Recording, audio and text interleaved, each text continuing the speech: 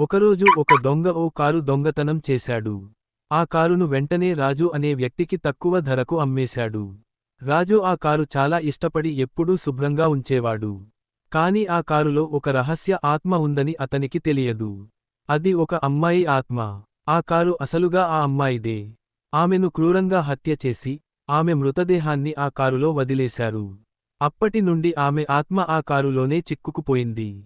మొదట్లో రాజుకు వింత అనుభవాలు మొదలయ్యాయి. రాత్రిళ్లు డ్రైవ్ చేస్తుంటే అద్దంలో ఎవరో కూర్చున్నట్టు కనిపించేది. కానీ తిరిగి చూసేసరికి ఎవరూ ఉండరు. లైట్లు ఆన్ ఆఫ్ అవుతుండేవి. మెల్లగా అమ్మాయి నవ్వులు వినబడేవి. రాజుకు కొద్ది రోజుల తరువాత నిజం తెలిసింది, ఆ కారులో ఆ అమ్మాయి ఆత్మ ఉందని.